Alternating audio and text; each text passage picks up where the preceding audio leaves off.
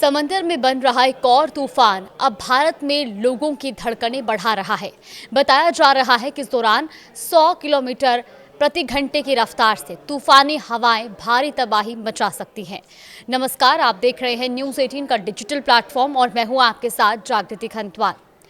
भारत मौसम विज्ञान विभाग यानी कि IMD के अनुसार यहां बंगाल की खाड़ी में बन रहा कम दबाव का क्षेत्र लगातार मजबूत हो रहा है और अगले 48 घंटों में ये एक चक्रवाती तूफान में बदल सकता है।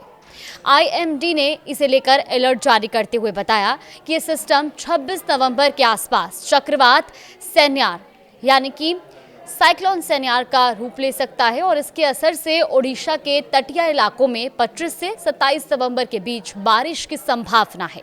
IMD की तरफ से जारी ताज़ा अपडेट के मुताबिक फिलहाल ये सिस्टम मलक्का, जलडमरू और दक्षिण अंडमान सागर के आसपास सक्रिय है और धीरे धीरे दक्षिण पूर्व बंगाल की खाड़ी की ओर बढ़ रहा है।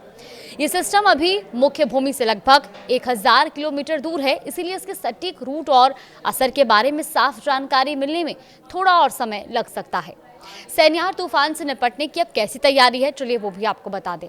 दरअसल IMD के मॉडल संकेत दे रहे हैं कि सिस्टम 24 नवंबर तक डिप्रेशन और 26 से 27 नवंबर तक चक्रवाती तूफान में तब्दील हो सकता है।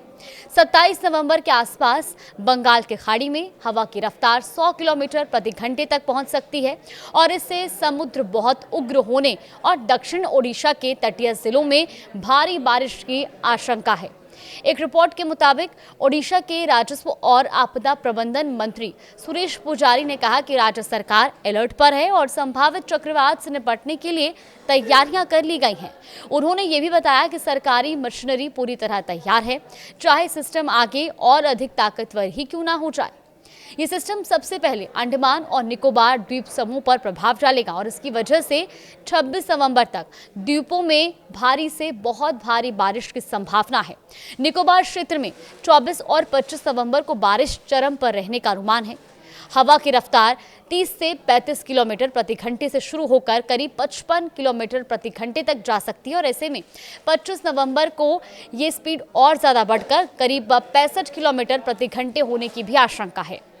अब तूफान के रूट पर मौसम वैज्ञानिक क्या कह रहे हैं वो भी आपको बता दें। दरअसल इस तूफान के रूट को लेकर अभी असमंजस की स्थिति बनी हुई है।